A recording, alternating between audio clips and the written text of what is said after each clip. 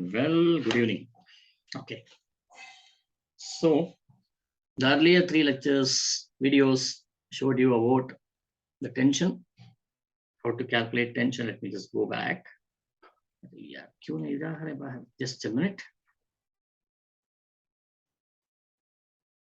Okay, so we had seen what happens with tension. Tension will not be equal in circular motion, especially in vertical circular motion. And we also seen that the tension is not equal or it's not the same at different positions of a pendulum, simple pendulum, but it is an equal value in case of a conical pendulum. And then we also seen the tension is a constant between any two objects. And if I take any other two objects, then the tension should not be the same or it will vary. We have seen this as an example from the connected bodies in case of pulley and as also in case of the three objects which are connected hand to hand. Okay, so this is what we have seen. Now we will see something else. Okay, so far we had learned that there will be some value of tension, and the value of tension will be non-zero.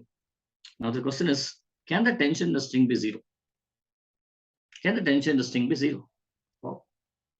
Now let us take an example.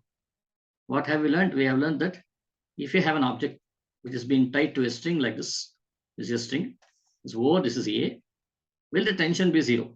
The tension is definitely not zero. Why not zero? The reason is because mg is acting here.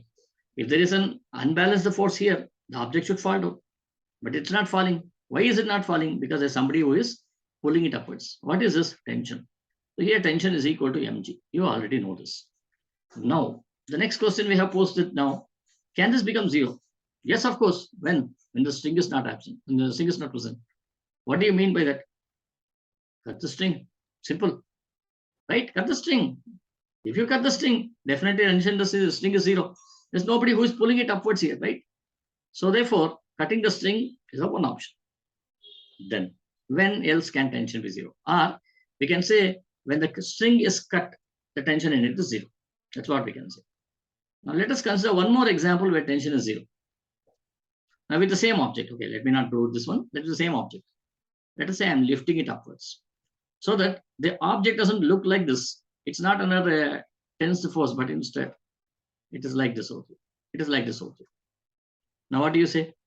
See, this is slack over here, right? It's not tight. If it is tight, you can say there's a tension in the string. If it is slackened, definitely no tension. So therefore, here tension becomes zero, which means either the string should be cut or the string should not be tight. It should be very loose. That is what you should have. We do with these two conditions. Now let us continue. Now let us say I consider an object of mass m here. I give a push here. Now the object keeps on going like this. Then it can climb up either here, here, here, or it can keep on going like this and complete one full circle. Circular motion we already studied. Now the question I am asking here is that, let me assume that the object goes only until here. Now the question is, if it goes until here, what is the tension at this point? When it reaches quarter of a circle, what is the tension of this point? So towards it, how do we approach? Usually what people think is, there is a tension T here, there's a tension T here. Maybe this would be half of T or twice of T. They come out with random wild guesses, which is incorrect. Okay, so I've seen this in many papers. And whenever we ask this question, they either write the answer is T itself, or they mention that the answer is something like 2T or T by 2. That's what they mention. Okay, or sometimes they even funnily write this as T equal to mg. T equal to mg, which is also incorrect. Let me show you what are three answers. They can say that T is equal to mg is one of the questions. Then if suppose this is T1, this is T2, they'll also say T1 is equal to T2, or maybe you'll say T1 is equal to 2 times T2, or T1 should be equal to T by 2, T2 by 2. None of the answers are correct. Everything is wrong. Okay, let us see what's the answer. And some of them very brilliantly, they're thinking that they can apply the conservation of energy theorem. And finally, they say the tension is equal to 2T. I asked him, okay, this option. Okay, how do you get this one? This, they don't have any answer. They say that the same string tension should not change. But you already know that the tension in a vertical circular motion will change. So it is completely outruled. T equal to mg is applicable only here. That when the object is at rest. That is also outruled. T1 equal to 2T2. This is also not applicable. But what they assume is here is that they got this answer because they think that you can use conservation of energy. Let me use conservation of energy. You are now giving a push on this object with a velocity v. So therefore, kinetic energy here is half mv squared. No dissipative forces. So you can use directly conservation of energy. Potential energy at this point. Let me assume this is my origin. So therefore, potential energy is 0. Should now be equal to kinetic energy at this point. What did I say? The block all the way along goes until here. And beyond this, it doesn't go. It just falls down. So therefore, kinetic energy at that point is equal to 0 because its kinetic energy keeps on reducing. When it goes here, everything is getting converted to potential energy plus mg into L. Why L? L is the length of the string. Mg into L. Thus, we can get V square is equal to 2gl.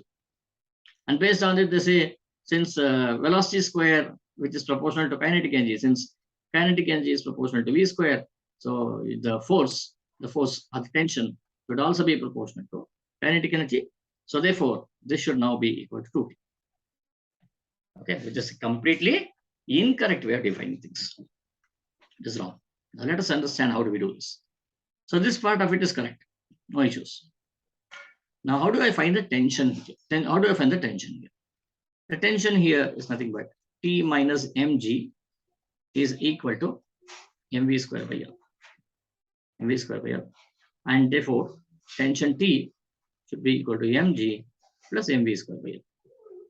Now, for the object to start from here and to reach here, you need to supply a velocity of 2gl.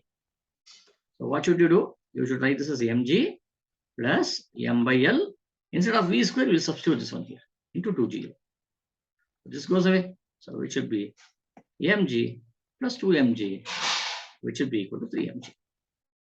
Thus, if you supply an tension, if you supply the force applied here, okay, is, sorry, the velocity here, the velocity is equal to 2gl, then the object would be only able to climb up until here. Beyond this, it doesn't go. Okay, during which the tension at this point should have been equal to 3mg, which means it should be able to resist that much amount of force over here. If it does not, then immediately it will fall down, first thing. And secondly, if your velocity is lesser than this 2gl, the object will climb downwards over here.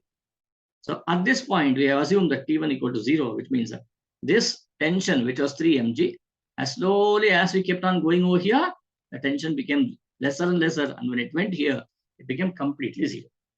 When it became 0, then suddenly the string, now what will be the fate of the string? The fate of the string would be something like this. Something like this. And as a result of it, what will happen to the object?